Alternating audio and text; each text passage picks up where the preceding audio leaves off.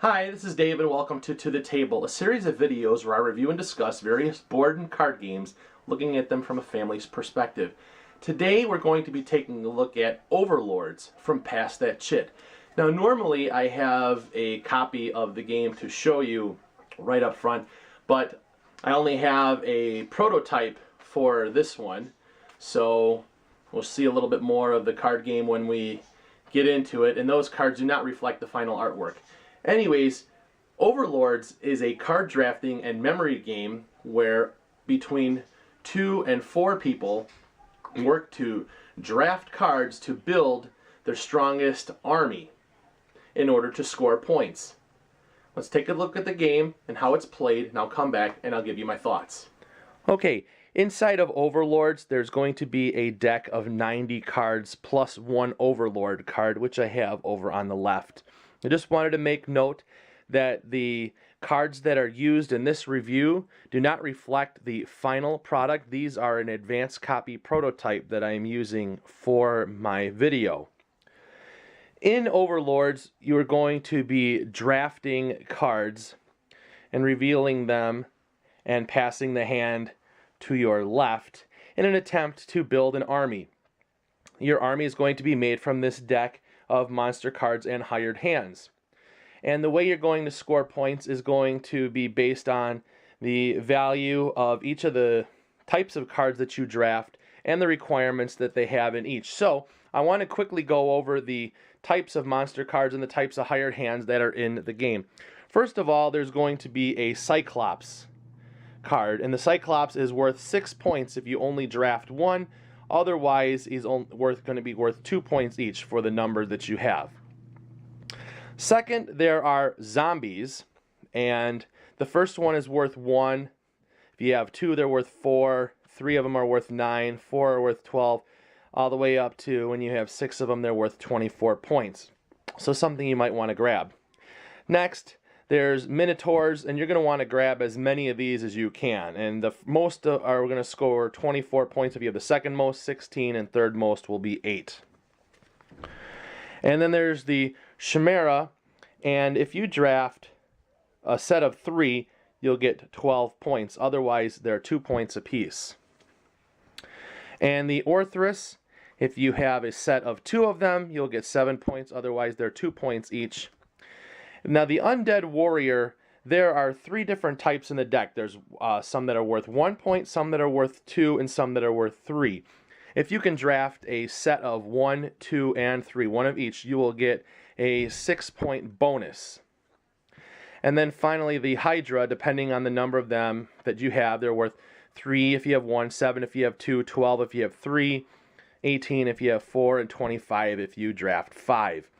So each of these cards that you have, when you draft them, you're going to be looking for specific things in order to gain a certain number of points.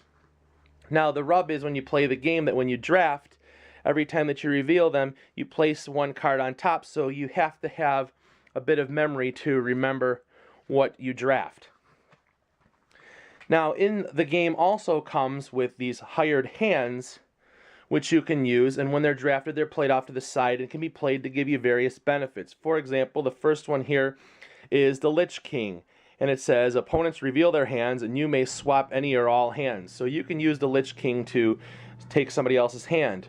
Or you can use Medusa, and Medusa says opponents reveal their hands, choose which card opponents must recruit that turn. So you can look at their hands and then you can kind of determine what they want to put in their hands. So you can kind of mess with them a little bit. The other one we have is the Sorcerer, and the Sorcerer says rotate or swap the top cards of every army in a clockwise or counterclockwise direction. And then we have a Thief, and the Thief says exchange this card for top card of any opponent's army. So you can take the Thief and you can swap them around and take something that might be a little bit more beneficial for you. And finally, there are 3 different knights. There's a red knight which says look through any army, place any card from that army on top afterwards. So you can kind of set up some combinations with them to steal cards or something like that.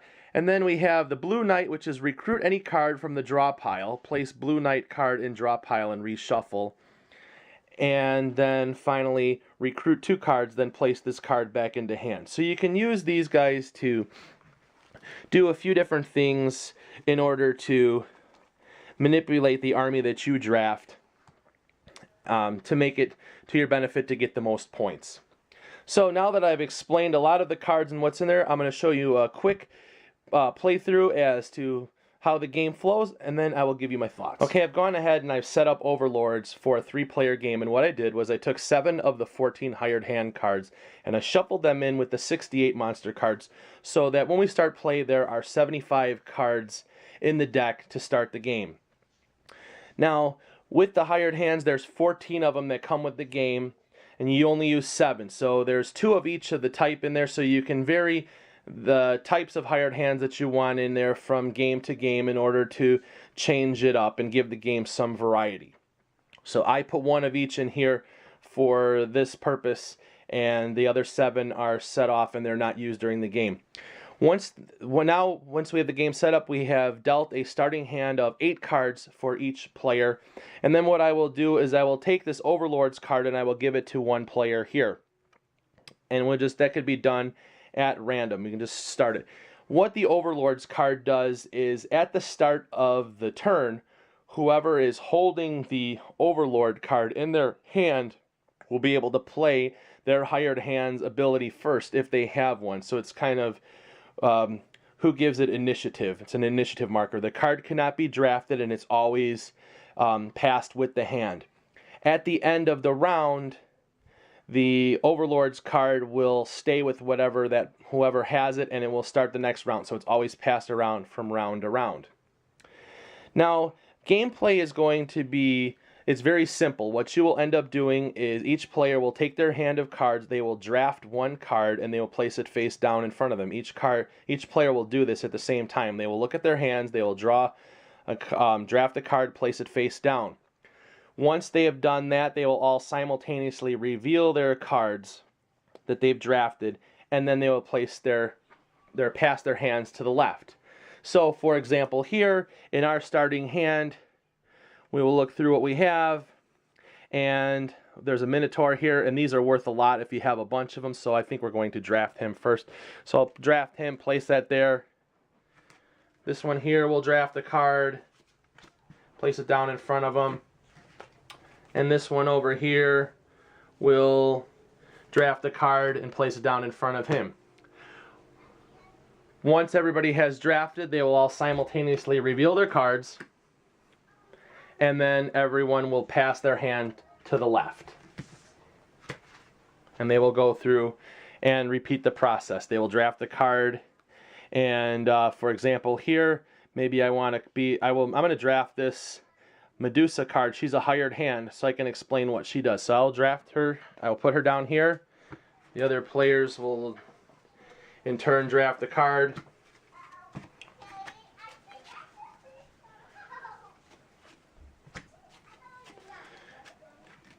Now when we do the simultaneous reveal, the cards that have been drafted will be placed face up on top of their stack. So again, there will only be able to see what the top card is, with the exception of the hired hand. A hired hand will stay off to the side, and she can be used, or their ability can be used at any time. When it's at the start of your turn, if you're holding the Overlord card, you'll be able to use your ability first, and then otherwise it'll kind of go from around to the left. Now, if you happen to be holding a hired hand card at the end of the round, once all the cards have been drafted, they can be carried over to the next round. So what will happen is now, again, these cards have been drafted and hands will be passed to the left. And this is going to continue where you will draft cards and you will reveal them and place them on top of the stack. So after a while, you will have a stack of cards and you'll only be able to see which one is on top. So you do have to use your memory in order to remember what you've drafted in order to try and get the most points in your army.